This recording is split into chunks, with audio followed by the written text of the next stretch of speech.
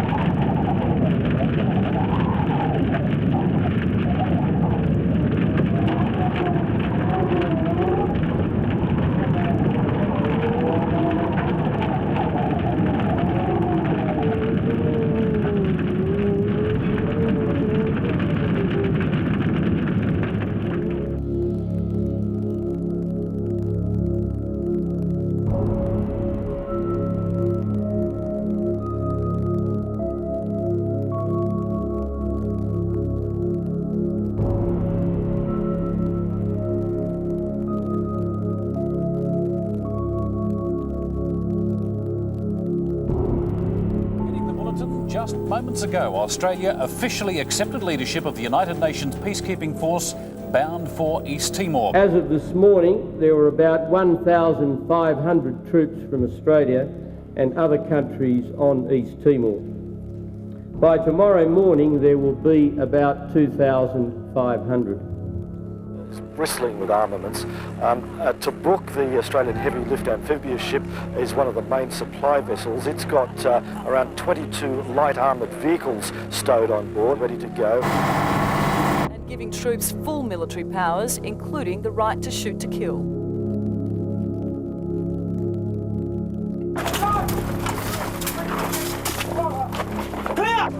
I mean, the city itself hasn't changed, it's destroyed, and I'll always remember Dili as being totally demolished. Much more than my previous memories of, say, Darwin after Cyclone Tracy.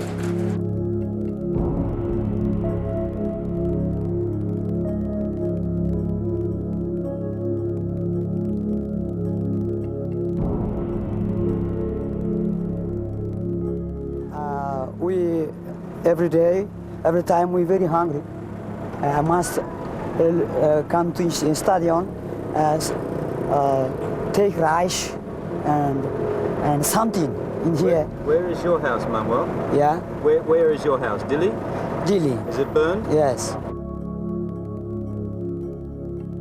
This is going to require of the Timorese people a level of forgiveness that no nation yet has been capable of sustaining, yet it is utterly essential for their survival.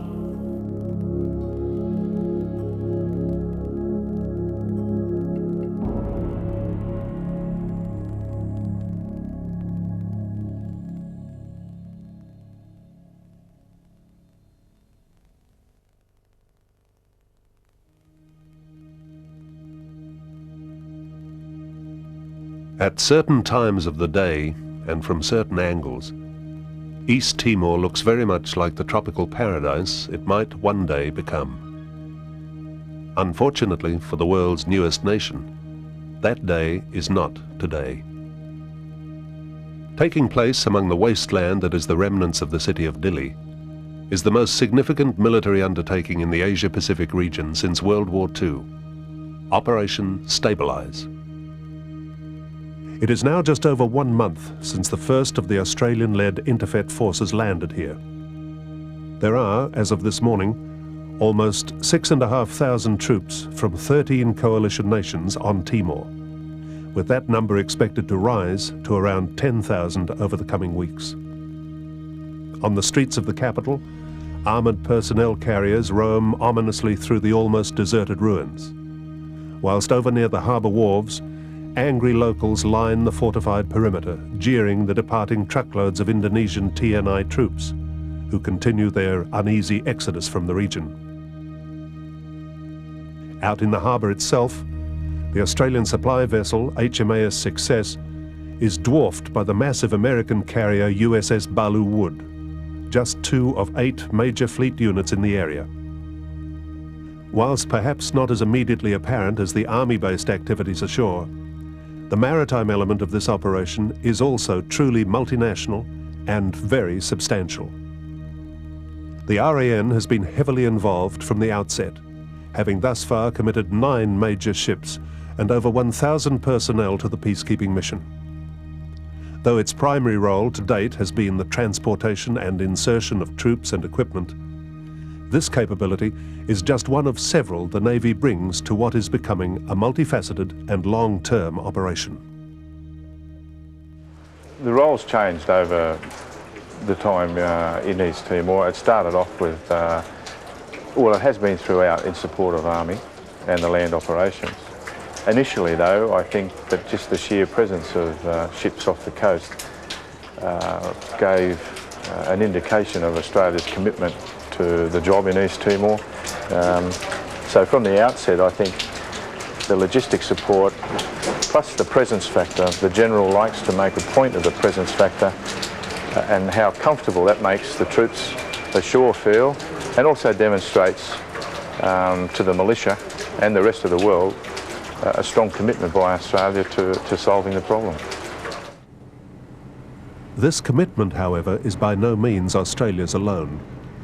Major ships from 5 coalition nations are crowded into Dili harbour, with new ships arriving daily. Just over the horizon, destroyers such as USS O'Brien are working with French, New Zealand and Australian surface combatants in patrolling the sea lanes. The coordination of this entire combined maritime effort, known as Operation Warden, takes place here. In what was once Dili's central library, now the heavily fortified Interfet HQ, the Naval Component Command deals with the specific challenges of working within a tri-service environment. Our primary role is one of liaison between Army and Air Force units and those ships and naval aircraft and other assets which are involved in the Interfet push here in East Timor. What we do is we're able to provide the link between those assets that the ADF has contributed, those naval assets that the Navy's contributed, and the overall headquarters. Probably 80% of the headquarters here is Army by origin, 10% Air Force and 10% Navy, and it's important that we provide that linkage so we can translate the requirement of armies into something that Navy speaks. The Component Command's responsibilities naturally extend to port control of Dili Harbour and its wharves. The coordination of berth allocation and the unloading of cargo is, however, an increasingly demanding task as merchant vessels, landing craft and an increasing multinational presence add to the congestion. The real complexities are the amount of people that are involved, and as in amount of nations that are involved. We're dealing with Indonesian commercial shipping, we're dealing with Australian commercial shipping, we're dealing with Singaporean Navy, French Navy, American Navy, as well as our own Navy, and prioritising between those guys and the aid effort from organisations such as the Red Cross and the United Nations. Such complexities are compounded by the austere living conditions endured by the 250 Interfet personnel resident on the wharf. The days are hot, dusty and arduous. Nevertheless, Port Dili remains a hive of activity, and for both the military and local Timorese alike, the focal point of the city. Several miles out to sea, meanwhile, the primary ship in theatre is conducting an all-too-familiar evolution. For HMAS Success, the 18,000-ton replenishment tanker, refuelling warships such as the destroyers HMNZS Canterbury and USS O'Brien has become a matter of routine.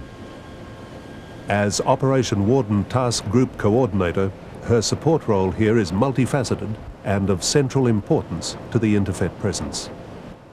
We're fortunate that Success is such a versatile ship. We've really got pretty much everything we need on here to support an operation like this for the job we've been put in. I'm not sure it was planned that way, but by good fortune or good management or a bit of both, we do. We've been able to meet a large variety of Army needs, from the simple provision of showers and washing facilities and supply of food, hot meals when they've been on ration packs for a long time, to supplying extensive amounts of aviation fuel and also diesel ashore. We've done that both through helicopters flying it ashore, and also through amphibious, small amphibious vessels coming to sea with tankers and bladders on board and filling them. So the ship itself has allowed us to perform well. In the end, it will be only shortly over a month that we've been in the AO providing the support, so people have been very focused on doing the best job they can and really providing the best support, and I think we've done that very well. In addition to the provision of fuel and the essential logistic support for ground forces, Success's role also encompasses helicopter coordination, medevac coordination and chaplaincy support to the task group.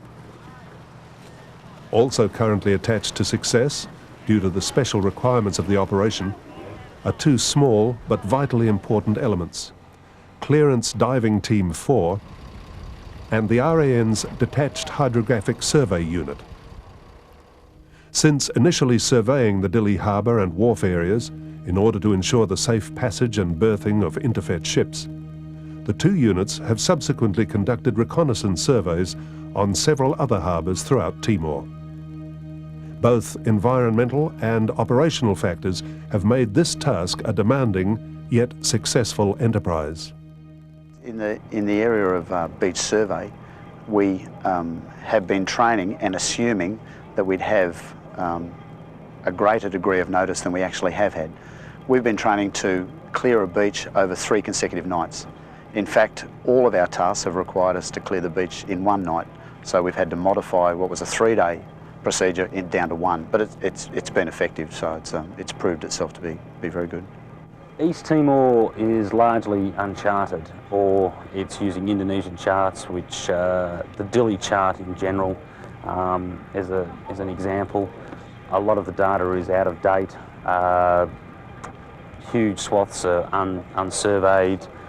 We've conducted surveys at a place called Com and another place called Carabella. They don't even appear on the chart as harbours, and they've got wharf facilities that can take fairly decent sized ships. So I would expect that the Hydrographic Service will be required to conduct surveys in the area around Timor for quite a while yet. It would seem the hydrographers then will have to seek new accommodations.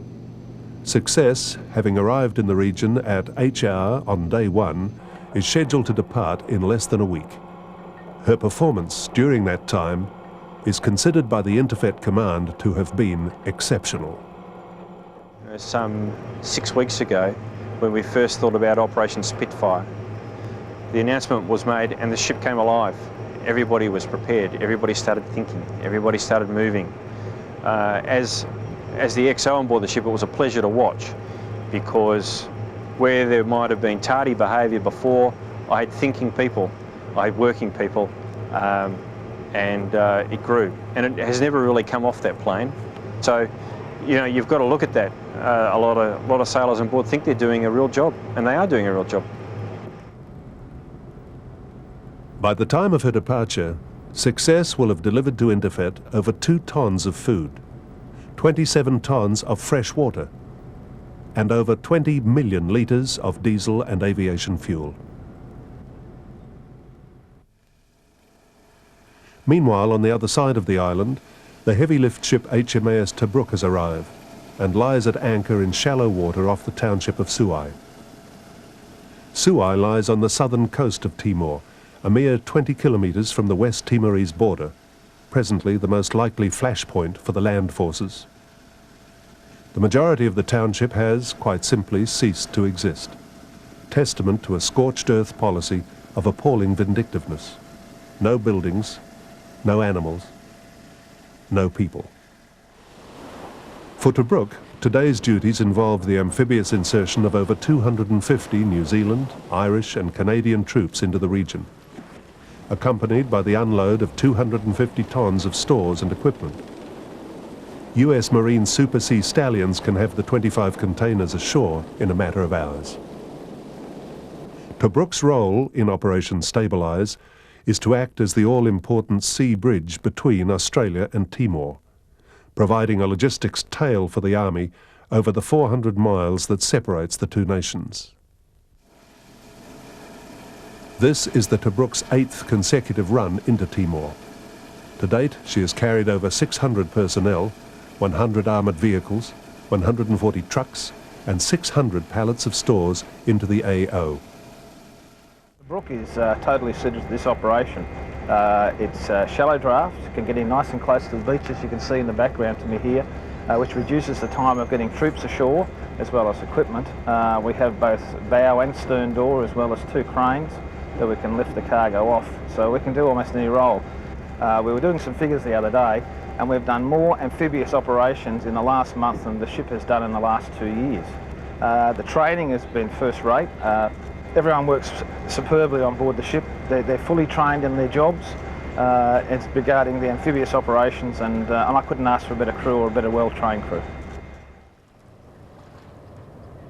Augmenting Tobruk's heavy lift capabilities is the essential presence of 2 LCH, or heavy landing craft vessels. Presently, HMAS Balikpapan and HMAS Brunei are performing support roles all over the island, landing heavy machinery, vehicles and stores on a variety of beaches on a daily basis, as the Army continues its ever-widening push into the region. Balikpapan, like HMAS Success, has been here since day one. Being operationally available that entire month has made her one of the busiest vessels in theatre. I think we've already proved our worth within the scope of the operation so far.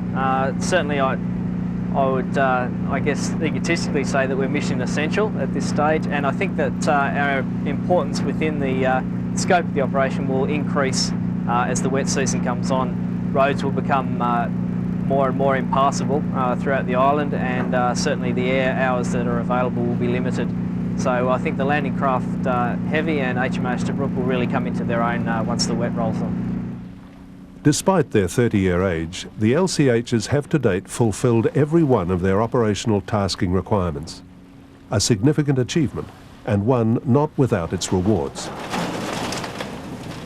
We did have time working with the New Zealanders, and probably their insertion down in Suai was one of the highlights of our time up here so far. It was the first amphibious tactical lodgement that anyone can remember since World War II, and to do that with the New Zealanders and provide that spirit of Anzac was very worthwhile, and certainly made us very proud to be a part of it. Whilst the LCHs have been without doubt the quiet achievers of this operation, perhaps the greatest success story, and certainly the one with the highest profile, is that of the giant, futuristic-looking catamaran, HMAS Jervis Bay. Along with Tobruk, she forms the essential sea bridge between Darwin and Dili. Unlike Tobruk, however, JB, as the ship has become known, can complete a fully loaded round trip in under 30 hours. At sea, 4 huge diesels consume around 7,000 litres of fuel an hour in order to push the boat along at speeds in excess of 40 knots. On any given trip, Jervis Bay can embark up to 500 fully equipped troops and equipment and 22 APCs. To date, the 1,200-ton, 86-metre hull has completed 11 runs into the AO, delivering to the region a total of over 2,000 personnel, 100 vehicles and 50 tons of stores. Given that the ship has been in commission only 5 months, its operational success prompts obvious questions as to how such a radical design might be incorporated into the navies of tomorrow. Over the 2 years, I can see that as things start to wind down, we'll get more involved in looking at what the hull form can do for the Navy, investigating what we might use a fast wave-piercing catamaran for in other vessels, as a warship, does it have applications as a destroyer, frigate-type size vessel? Does it have applications in a patrol-size vessel, patrol and response? We've already used the ship once to bring a number of people back from Ashmore Reef, carried as much as 5 patrol boats in one run. So, in general, the feeling has been one of excitement. Most people are very proud to be involved with the ship and the speed that it was brought online. And now it's a matter of maintaining that enthusiasm. Working up for Timor was another peak, and I'm sure that we've probably got troughs coming as people start to look at how hard they'll be working over the Christmas period. With Christmas just a little over 8 weeks away and the wet season fast approaching, the prospects of a traditional festive season on East Timor seem remote. Operation Stabilise is only a month old, and while the peacekeeping mission has been successful thus far, an incredible amount of work still remains for both Interfet and humanitarian aid personnel in the region. Thousands of displaced Timorese are now returning on a daily basis to cities with no remaining infrastructure. Their basic needs, security, food and medical aid, represent a growing and demanding long-term responsibility. The ADF is of necessity very much committed to that responsibility, and the Navy's significant presence here is representative of that commitment. At this stage, it seems likely that Australian soldiers and warships will be in the region for some years to come. Yet, despite the expense, the obvious danger, and the difficulties imposed by the environment, there is a sense amongst all the personnel here that they have been involved in something very worthwhile. Probably the change in the first 7 days or so, from an empty, destroyed city with an enormous amount of fear. The magnificent job done by our soldiers in coping with the withdrawal of 15,000 TNI in the first 10 days without any confrontation, without the loss of life on either side. And then the transformation of Dili to a place with kids playing on the beach, smiling, flashing white teeth. The smile on the people's faces and the reaction of the people to the arrival of Interfet will be the one thing that remains with me, I think.